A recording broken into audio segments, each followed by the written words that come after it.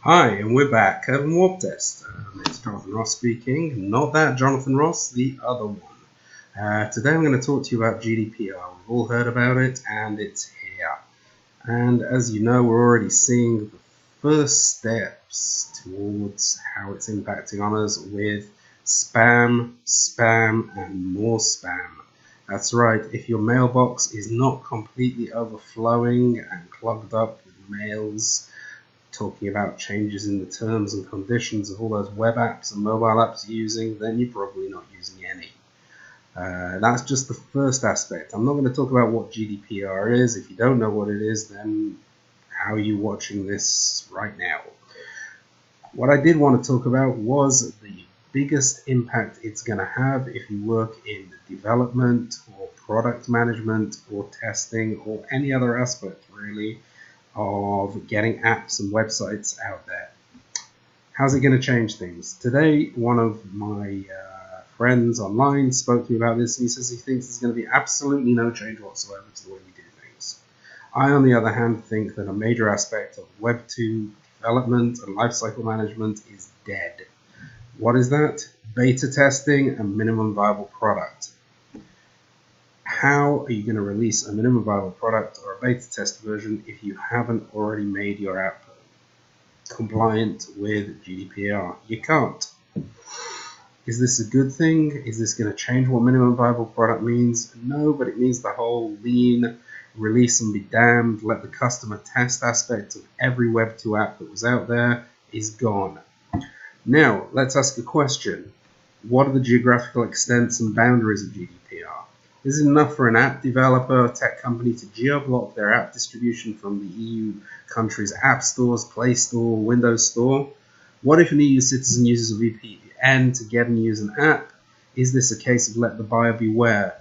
How far does the EU see their authority over this?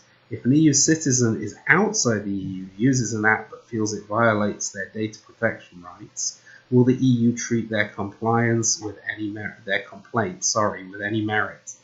Are the app stores going to incorporate GDPR compliance in their acceptance standards? Microsoft has said that they're pretty much going to adopt GDPR as a worldwide standard. Let's wait and see if when you upload an app to the store, that's part of the compliance standards or not. Or is it just going to be internal for the stuff that they do?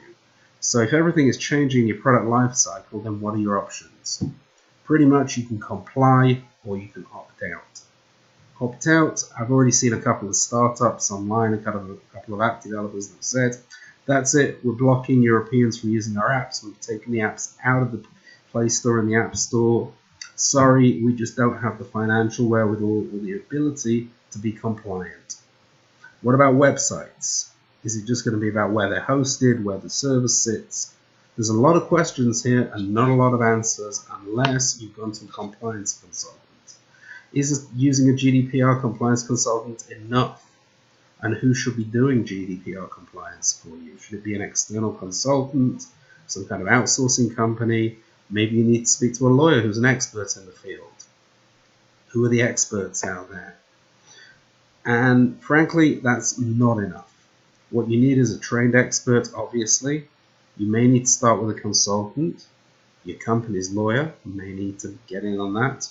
If you're an individual developer putting apps out there or websites, then it's going to be a little bit more costly and difficult for you. But everybody working on your product lifecycle is going to have to have some level of knowledge. And who's going to be the gatekeeper for compliance?